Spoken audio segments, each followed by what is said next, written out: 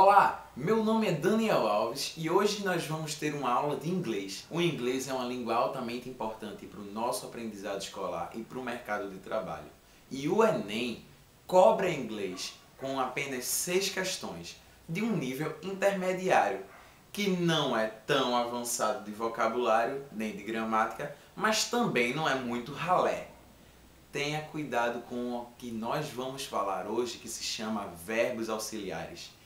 Eles, como o nome já diz, auxiliam a gente a entender o tempo verbal de uma frase. Pense em verbos auxiliares como você pensa em física. Isso mesmo.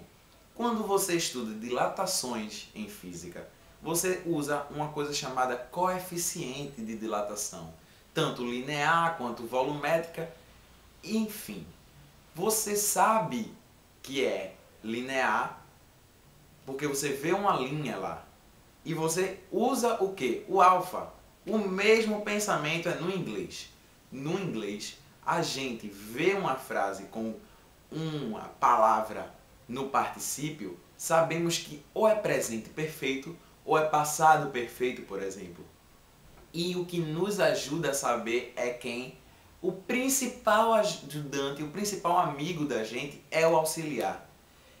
Por exemplo, se você tem o have, que é uma palavra que está no presente e é um auxiliar, e temos qualquer outro verbo junto ao have no particípio, nós vamos saber que é auxiliar no presente, particípio, presente perfeito, pois o particípio é chamado de perfeito, pois o particípio faz parte do inglês e inglês é perfeito, você sabe disso.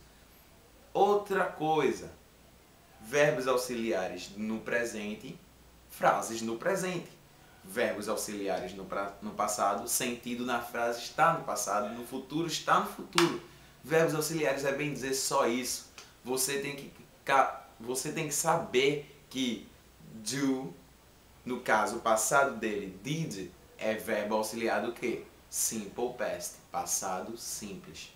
Veja que se você entender que, se você souber os verbos, tanto no presente, quanto no passado, quanto no particípio, você consegue identificar qualquer tempo verbal de frase que vai cair no Enem. Resumão de hoje. Verbos auxiliares nos auxiliam a saber que tempo verbal a frase está. Se você vê o verbo no passado, é alguma coisa no passado. Tanto simple past quanto passado perfeito. Past perfect. Você vai saber que é perfeito porque você vai notar o particípio, ou então ver pelo contexto da frase. Isso requer vocabulário. Vocabulário vai ser aderido a você com treino, com prática. Assim como você só aprende matemática, só aprende física treinando, inglês você só aprende treinando.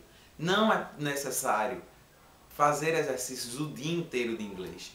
Ver traduções de músicas, ver seriados em inglês com legenda em português ajuda o seu vocabulário e muito. Jogar videogame também é uma ótima dica para quem gosta. Veremos agora um exemplo no slide de cada tempo verbal mais importante que cai em provas do Enem. Bem, pessoal, aqui está o slide que eu vou mostrar alguns exemplos, tá? Vamos lá. Primeiro de tudo, aqui tem auxiliares e a gente vai falar sobre o Simple Present, que é o presente simples, Simple Past, que é o passado simples, Simple Future, que é o futuro simples, Present Perfect, que é o presente perfeito, e, tá? Isso aqui é uma conjunção e, Past Perfect, que é passado perfeito, tá bom? Vamos começar com o Simple Present. Vamos lá. O auxiliar do Simple Present é o do ou o das. Daniel, quando é que eu vou saber quando usar do, quando usar das? Das. Esse acréscimo aqui do ES, você só vai colocar quando tiver he, she ou it. Ou seja, a terceira pessoa do singular. Do plural também? Não. Eu já ensinei uma amiga minha que era do plural e a gente errou na prova. Então, Eu me liguei e agora eu tô dizendo pra vocês, isso aqui é somente do singular, tá bom? Se for do plural, qualquer plural você bota do. Se for primeira, segunda pessoa do singular, você bota do. Quais são as pessoas? I, eu, you, você, he, she, it, ele, ela ou isto, no caso, que tanto é como animal, objeto e não humano, tá? Aí fica we, que é nós, you, que seria vocês, mas no caso você pode conjugar como vós, e they, tá ok? Que são eles. Vamos lá, eu trouxe aqui alguns exemplos, que é a mesma frase, sendo que eu só mudei. Aqui está na afirmativa. I like music. Eu gosto de música. Você não vê o auxiliar aqui, certo? Característica do simple present. Quando é afirmativa, o auxiliar não aparece. Sendo que na negativa ele já está aqui acompanhado do not, que é indicador de negatividade. E aqui é o don't, que é a forma contraída, que a gente bota um N aqui, o apóstrofo T, tá bom? É só pegar esse O aqui, ó, cortou, botou o N, apóstrofo T, tá ok? Eu não gosto de música. I do not like music. I don't like music. E a pergunta, que aqui essa pergunta está parecendo mais uma pessoa problemática, perguntando se ela mesma gosta de música, né? Do I like music? Você poderia perguntar don't I like music? Poderia, mas ficaria mais estranho ainda. É melhor evitar, tá bom? Vamos, se vocês não entenderem, vocês deixam nos comentários que eu tento ajudar. Vamos pro próximo. Esse aqui é o simple past, tá?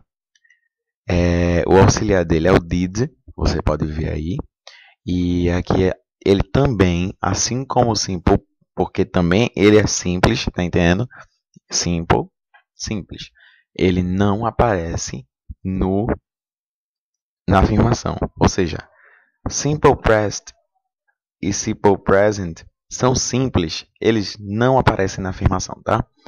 Aí, quando é negativa, you did not, you didn't. Mesma coisa do, tá bom? Que aqui, no caso, o did é do no passado.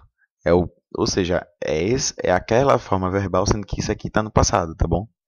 Então, eu tô dizendo aqui, ó, eu fui para a praia na última sexta-feira, tá? Depois eu vou explicar sobre estrutura de cada tempo verbal, vou fazer uma aula separada. E aqui tem você, né? Não foi. Aí o foi aqui já está no presente. Depois eu vou explicar. Quando for a minha terceira aula, eu vou falar sobre simple past, tá? To the beach last Friday também, né? Você não foi para a praia na última sexta. E tem aqui, você foi para a praia na última sexta, que é Did you go to the beach last Friday? Tá bom? Mesma coisa do simple past, é o simple present, só muda o auxiliar, tá ok? Vamos para o próximo, que é o simple future. Esse é o único simples que aparece o auxiliar em todas as formas verbais. O auxiliar dele é will e going to. Como assim, Daniel? Como eu vou saber quando eu usar going to, quando eu vou saber? Professores citam que o will é quando você não tem certeza, going to é quando você tem certeza que vai acontecer. Alguns dizem que isso não tem nada a ver, é um fato de escolha. Eu vou deixar neutro, mas evite usar going to para uma coisa imprópria. Será que você não vai virar, você não está estudando para o vestibular para virar um poliglota? Então você usa o will como uma coisa improvável, going to com uma coisa totalmente certa, tá bom? Aqui está dizendo I will travel to Maranguape 2, que é a melhor cidade do mundo, melhor bairro do mundo, né? Aí está dizendo que eu vou viajar para Maranguape 2. Eu não sei quando, não sei como, mas eu vou. E aqui está dizendo que eu não vou, né? I will not, I won't. Aí, poxa, Daniel, por que esse daqui mudou? Porque o povo começou a falar won't assim, tá bom? Você tira o resto, só bota o not, sendo que é ao contrário. Assim, não, ao contrário não, você bota o won't. Então, se você tiver em dúvida, bote o will not. Sempre vai funcionar o auxiliar mais a negativa, tá bom? Que é o not. Se você quiser contrair, sinta-se à vontade. Geralmente texto vem contraído, tá? É bom conhecer. E como sempre, a gente troca aqui, né? O auxiliar, ele geralmente é assim, ele fica na frente da pessoa na afirmação e na negação. Quando é uma pergunta, ele troca de lugar e vem para cá, tá bom? Presente perfeito. Os auxiliares é have e has. Esse has, Daniel, tudo a ver com do e das, tá bom? Has é para terceira pessoa do singular também. You have seen the rain, que é você tem visto a chuva, certo? You have not ou haven't, como eu já expliquei, ou have you seen the rain. Se você se ligar, você pode até lembrar daquela música Have you ever seen the rain, tá? Presente perfeito. Agora vamos para o último tempo verbal, que é o auxiliar had. Lembre que eu mesmo disse na aula que o presente perfeito, o auxiliar está no presente, que é have. Have no passado, had. Auxiliar do passado perfeito, tá bom? Aí, ó, a aula já tinha começado quando ela chegou, tá bom? Aqui eu usei dois tempos verbais, que são uma grande característica do Past Perfect. Eu mostro uma coisa que aconteceu antes e mostro uma coisa que aconteceu depois. Eu vou explicar isso direito em outras aulas, tá? Mesma coisa da negação, mesma coisa da interrogação. Você vê que é muito simples. O auxiliar, ele ajuda a gente. E se você identificar que isso aqui é had, você já sabe que é passado perfeito. Tá vendo que auxiliar não repete, porque é cada um para cada tipo de frase, tá bom? Vamos agora para o vídeo de novo, tá?